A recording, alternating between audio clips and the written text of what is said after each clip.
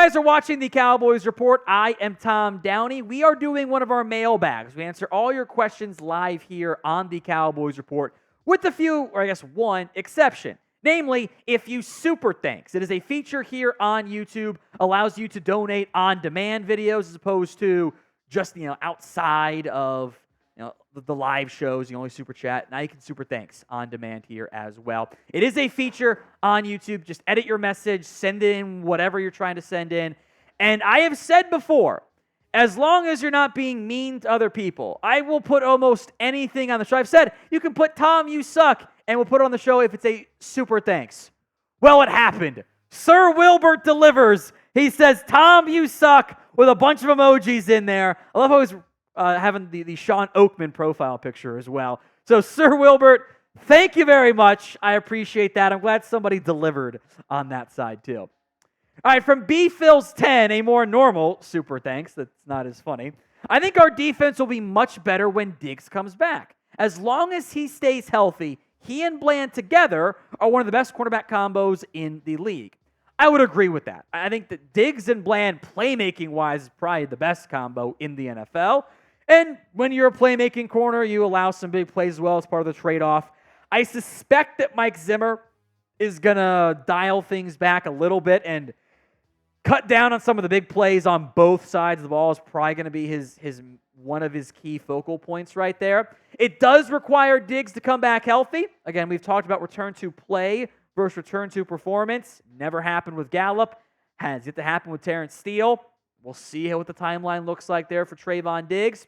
I do wonder when we talk about the defense being better, which version of the defense are we talking about? The best version of Dan Quinn, even just look at last year, the first half-ish of the season, top 5 unit. Down the stretch, with that Seahawks game and beyond, that was a bottom 3 defense. They were not good. They were wildly reliant on turnovers. They were not efficient at getting off the field, stopping big plays. They actually didn't play well at all down the stretch last season. So overall, it was still a pretty consistent top 5, top 10 unit under Dan Quinn. What will it be like with Mike Zimmer? Will the defense be better in 2024? B for better. S for it's going to be about the same. W for you're panicking, it's going to be worse. So the ad comes here on YouTube. Take advantage of it. Head down there and let me know. B, S, or W. Ecuador man, why do people get so mad at quarterback rankings? Too accurate. Well, everyone always thinks that, and this is true in many different areas, the media is out to get them. I've already seen the ESPN rigged the list to put Dak Prescott lower claim. I don't think that's true at all.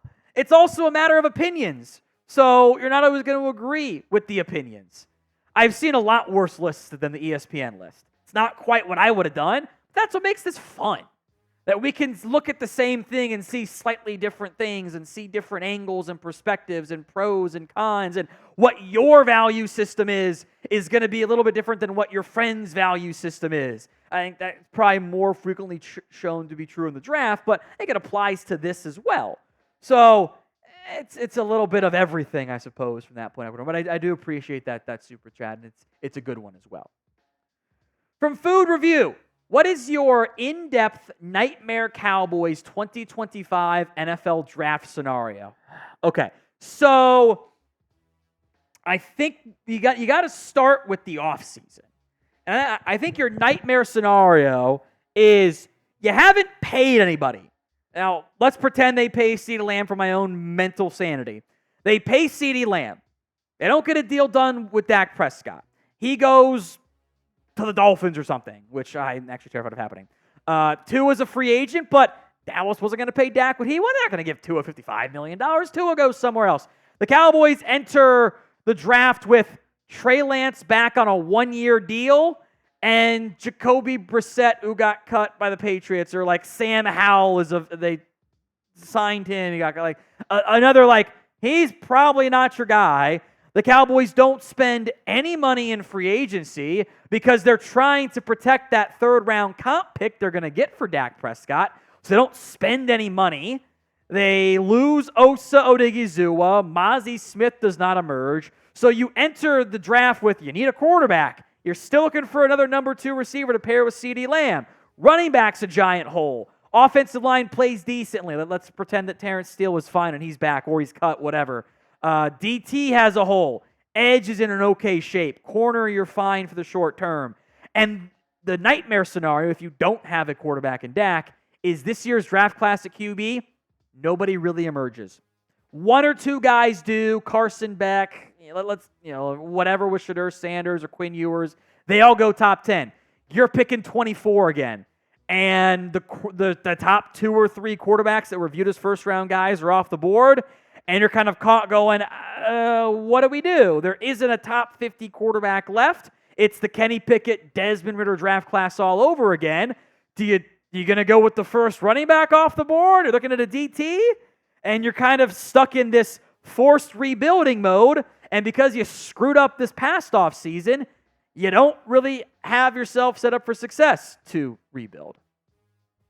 From Marco May, would you trade away Donovan Wilson or another safety? I assume we're trying to get like Marquise Bell or Wanye Thomas out there on the field more. You have safety depth. If it could help you short-term or long-term, maybe I'd have some interest in doing it.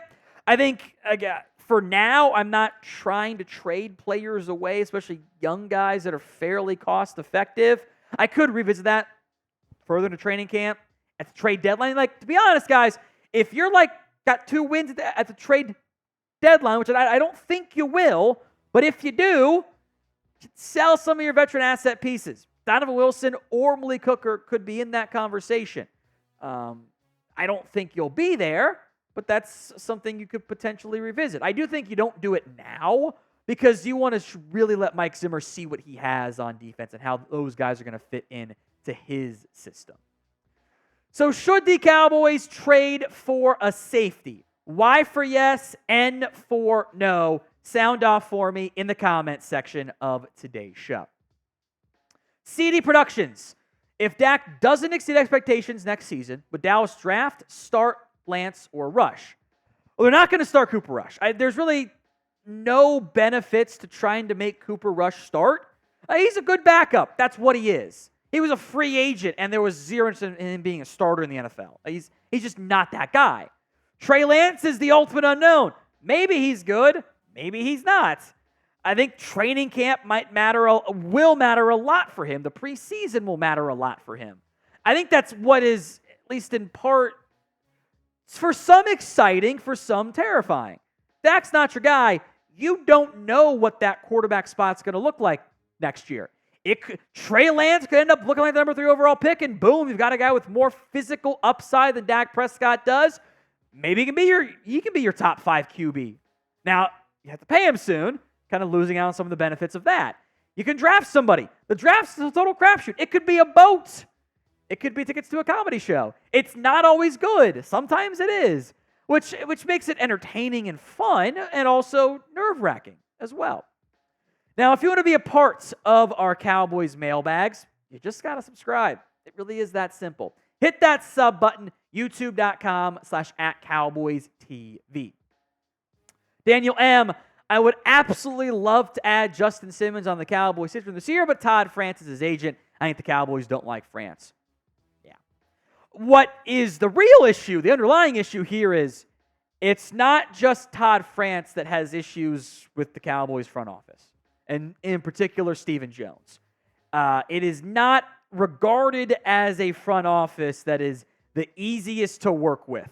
And there is an expectation that if you play some hardball, they will eventually cave. And it's easier to play hardball when you can tell the players the first offer was really bad. It is not a Todd France unique thing. And that's one of the issues you kind of run into.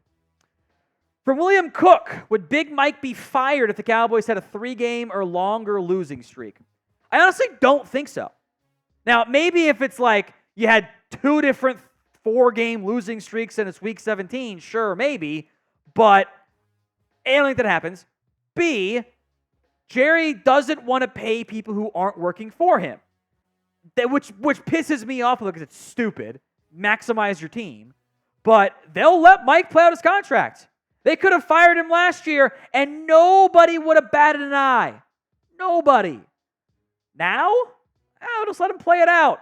I mean, shit, they let Garrett, when the entire world knew he was not going to be back, they still let him show up to work for like a week afterwards.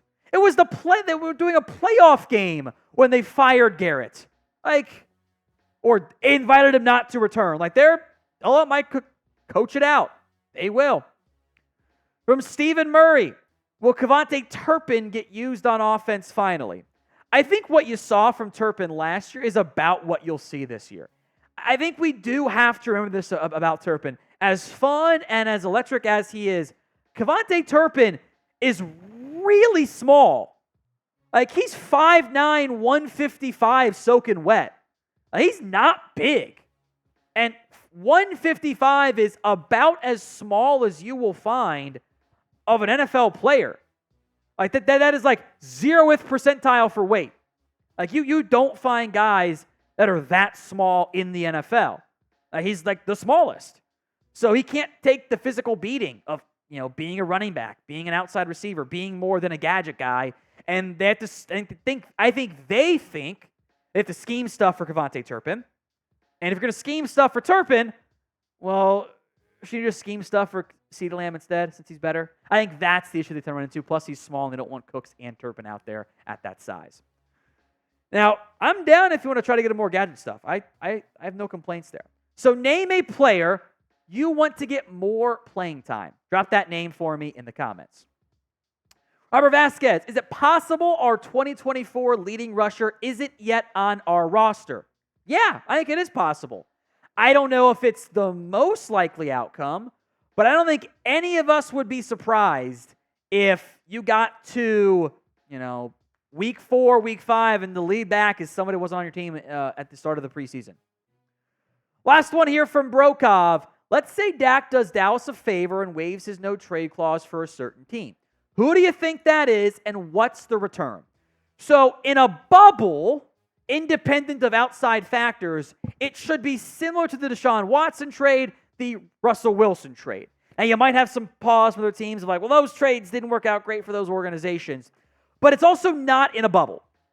And I really don't think there's any benefit. I don't really think Dak's going to waive his no-trade clause for 2 reasons. One, deep down, he does want to be a Cowboy.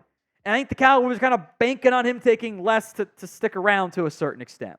He also knows, he's a smart guy, well, why would I get a trade to a new team, have them give up assets to acquire me, and then not have as good of a roster around me?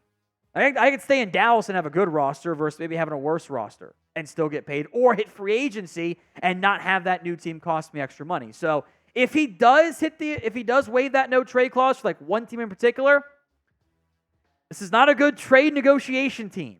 He's worth a lot more.